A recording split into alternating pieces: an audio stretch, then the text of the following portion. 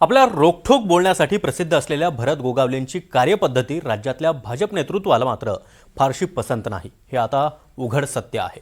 पण राजकीय अपरिहार्यता म्हणून गोगावले मंत्रिमंडळातलं आपलं स्थान टिकून आहेत। महाड हा त्यांचा मतदारसंघ। तब्बल 4 वेळा महाडमधून गोगावले यांनी विजय मिळवलाय। मात्र आगामी विधानसभा निवडणुकीमध्ये आपल्या बालेकिल्ल्यामध्ये म्हणजे महाड मतदारसंघात गोगावलेंना भाजपचं तगडं आव्हान असणार आहे। कारण महाड मतदारसंघामध्ये विजय मिळवण्यासाठी भाजप आता चांगलीच तयारीला लागली आहे। पाहूयात।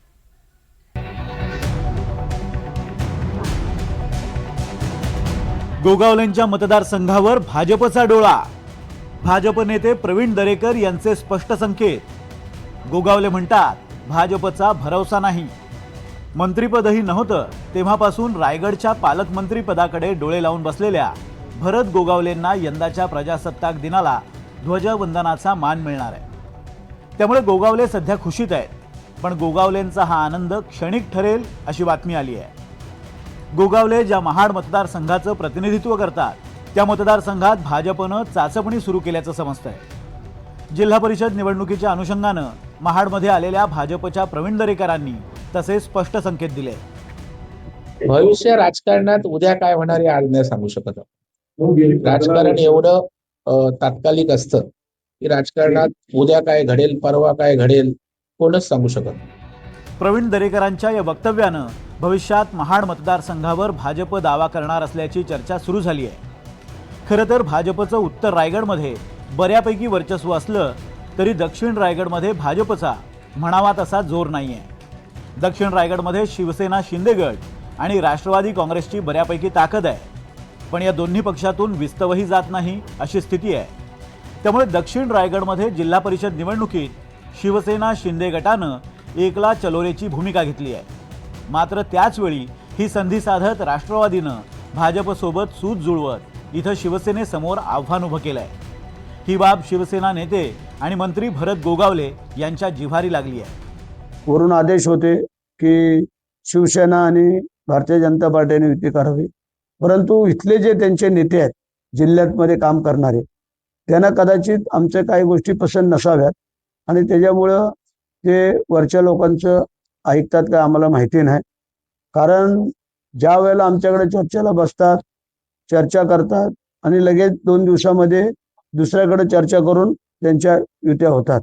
त्याच्यामुळे सध्या तरी आम्ही दक्षिण रायगडकडं आम्ही वन मॅन शो चालवलो।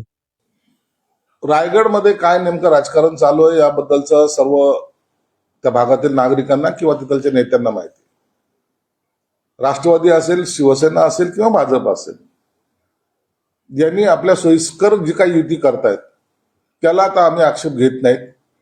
आणि म्हणून भाजपच्या लोकांनी कुणाबरोबर जर युती केली असेल त्या अनुषंगाने भरत गोगावलेंनी ते स्टेटमेंट केलेलं आहे, ते स्वतंत्रपणे लढतील आणि त्यात मला वाटतं काही वावगं नाही। महाड विधानसभा मतदारसंघावर 1990 पासून शिवसेनेचं वर्चस्व राहिलंय। मात्र 2004 मध्ये काँग्रेसच्या माणिक जगतापांनी या मतदारसंघात विजय मिळवला। त्यानंतर 2009 मध्ये भरत गोगावलेंनी हा मतदारसंघ पुन्हा शिवसेनेकडे खेचून आणला। त्यानंतर सलग 4 वेळा गोगावलेंनी या मतदारसंघातून विजय मिळवलाय। 65% ग्रामीण भाग असलेल्या या मतदारसंघात कुणबी, मुस्लिम आणि मराठा समाजाचं प्राबल्य आहे। गोगावलेंना या ग्रामीण भागातूनच अधिक मतं मिळतात। दांडगा जनसंपर्क आणि अडीअडचणीत मदतीला धावून जाणारं व्यक्तिमत्व म्हणून गोगावलेंची या मतदारसंघात ओळख आहे। त्यामुळे या मतदारसंघात गोगावलेंना रोखायचं असल्यास भाजपला खूप मेहनत घ्यावी लागेल।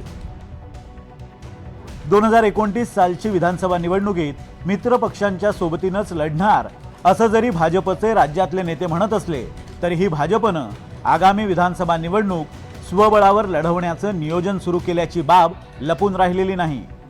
त्या अनुषंगानं सर्वच्या सर्व 288 विधानसभा मतदारसंघात भाजपनं संभाव्य उमेदवारांना बळ द्यायला सुरुवात केली आहे। याच रणनीतीचा एक भाग म्हणून भाजप नेते प्रवीण दरेकरांवर सध्या महाडची जबाबदारी दिली गेली आहे। पोलादपूर तालुक्यातलं कोतवाल हे गाव प्रवीण दरेकरांचं मूळ गाव, पण दरेकरांची संपूर्ण राजकीय कारकीर्द ही मुंबईतच बहरली। पण 80च्या दशकात जशी शिवसेनेनं मुंबईतल्या आपल्या नेत्यांना आपापल्या मूळ गावांमध्ये पाठवून तिथल्या मतदारसंघांवर पकड बसवली, त्याच पद्धतीनं भाजपची सध्या पावलं पडताना दिसत आहेत. त्यामुळे भविष्यात महाड मतदारसंघातून प्रवीण दरेकरांचं नाव भाजपचे उमेदवार म्हणून आल्यास आश्चर्य वाटायची गरज नाही. प्रसाद पाटील, NDTV मराठी, महाड.